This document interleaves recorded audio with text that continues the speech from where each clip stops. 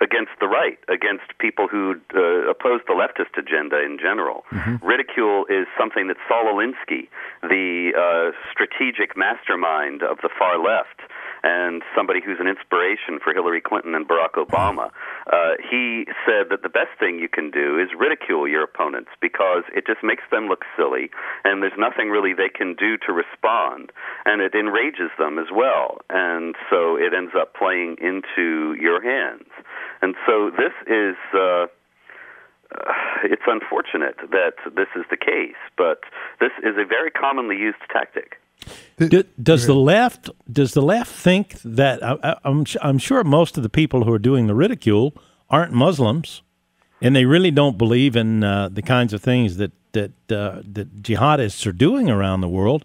Are they? Is this an attempt to bring about what amounts to a leftist revolution in this country? Oh yeah, sure. I don't have any doubt about it. And remember, when you say that it's not Muslims doing this, actually the left and the Islamic supremacists are very much in league and working together to a tremendous degree. And so when one does something that furthers the other's agenda, it shouldn't surprise us at all. This is something that's been going on for quite some time. You're listening to the radio program Today's Issues on the American Family Radio Network. I'm Tim Wildmon with Marvin Sanders. We appreciate you listening. You can watch the show and or listen on the internet at afr.net, afr.net. We're broadcasting there 24 hours a day. Our guest this hour is Robert Spencer from Jihad Watch. And what is your website again, and what's there, Robert? Jihadwatch.org, updated many times daily with news and commentary on jihad activity. Yeah. That's a very good point that Herman Cain was making about, that's why you have to think beyond just, are you for freedom of religion? Yeah. Well, 99.9 Americans are going to say yes. Sure. Are you for people having the right to build their own houses of worship in America? Again, 99.9% of Americans are going to say yes. But it's not really a freedom of religion issue. No, that's what I'm saying. But we have to educate people why it isn't, because that's the way it's framed. Exactly. In the media. Mm-hmm. And Herman Cain helped that discussion by mentioning that we're talking about a theopolitical, right, to borrow Alan West's word, and Sharia law. We're talking about things that go beyond going to your mosque and just saying and prayers. worshiping. Yeah. What's going on in our mosques in America? We've been told that we can't criticize Islam because we will offend Muslims in this country, and we don't want to do that. And yet we hear that people are being radicalized, at least in some mosques around the country. What's the status of that? Well, look, there have been 4 different surveys in 1998, 2004, 2008, and just last year, and all 4 of them done separately by separate groups, and they all agreed that 80% of mosques in the United States are teaching an extremist ideology that teaches hatred of Jews and Christians and the necessity ultimately to replace the U.S. Constitution with Islamic law. And that's 80% of the mosques. It's not saying that 80% of the Muslims in the United States hold to that, but if 80% of the leadership is teaching that kind of thing, then there's certainly going to be some who do hold to it, and we need to react accordingly. We need to enforce American laws and call sedition sedition. Are there any places in the country that Sharia law is there an enclave for that, like there are in Britain? And is Canada... Are they allowing the Muslims to have their own places where they have their own Sharia law? It's much less extensive in Canada and the United States. As it is in Britain? In Britain, there are whole areas. I was walking through an area of London, and you would think you were in Pakistan. There was just nothing British about it. There's really less of that in the United States. What we have in the United States are camps, are areas where Muslims have gone way out in the country, deep in the country, and have established these little communes, kind of, where people all live together and they have a little community. And in those places, Sharia law is very much enforced. Hence the concern over Murfreesboro, Tennessee, which is not one of the major cities of the world. Mm. So it's outside of Nashville, for those who don't know. Murfreesboro is a very interesting case because there's not really a huge number of Muslims there. But there is a huge mosque going to be built, and it raises the question, who's paying for this? Why do they need such a huge mosque? And what is the intention of building such a huge place in this rural area?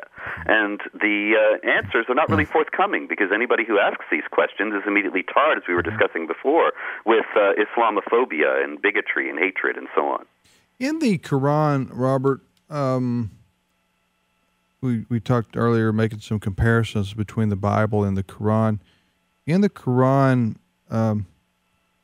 how many times does it mention acts of that it's acceptable or encouraged for Muslims, devout Muslims, to commit acts of violence against non-believers or non-Muslims? And are those in any way metaphoric? Or are they, I don't know, how do you explain, how much violence? Go ahead. You have several very crucial passages that tell Muslims to fight against unbelievers, to slay the unbelievers wherever you find them, which is something that actual phrase appears in the Quran 3 places, chapter 2, verse 191, chapter 4, verse 89, and chapter 9, verse 5. And chapter 9, verse 29 tells Muslims to fight specifically against Jews and Christians and to make them submit to Islamic rule, not to just kill them outright. And so how that worked out in Islamic law is that Muslims are to fight against Jews and Christians and make them submit, whereas non-Muslims who are not the so-called people of the book, that is, people who have a revealed religion, a scripture that is considered to have come from God, that is, like Hindus and Buddhists, they are to be given the choice of convert or die. And so they don't have the option to submit. Now, there are also passages in the Quran which teach tolerance and peace. And the problem is that, you asked if these things are metaphorical. It's just the opposite. In ordinary Islamic exegesis of the Quran, the violent passages actually take precedence over the peaceful ones, because the violent ones are considered to have been revealed later in Muhammad's career, and thus they supersede the earlier ones. I mean, there's nothing in the New Testament that says slay the unbeliever. You know what I'm saying? No, nothing indeed. So there's, and you're telling me in the Quran, 3 different occasions it uses the word slay. Slay means kill. Yes. So this is where these jihadists would get their motivation. They're thinking to them, they're reading this and they're going, Allah is telling me through his Quran that I'm to kill the infidel. Therefore, I'm going to go do that. I please Allah and I have favor and I go to paradise. Yeah. Have I got it? Yeah, I mean, the Quran actually, speaking of paradise, there's no guarantee of paradise in the Quran. It's not like the New Testament in guaranteeing heaven to those who are saved. The idea of paradise in the Quran is if your good deeds outweigh your bad deeds, then you enter. But if your bad deeds outweigh your good deeds, then you go to hell.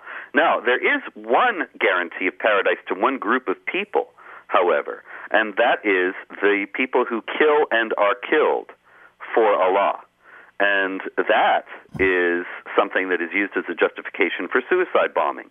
People tell these young Muslim men that if they go into a crowd of infidels and blow themselves up and they die in the process, then they'll go straight to paradise. And then, of course, in Islamic paradise, there are these virgins.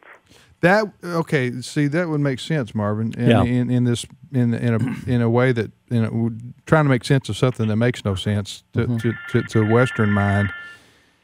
So you because it's unnatural for someone to blow themselves up. Right. You have to mentally. You would have to. I don't know. I've never been there, but I was just thinking you would have to mentally, and trick yourself almost to be able to do something like this, because people don't blow themselves up.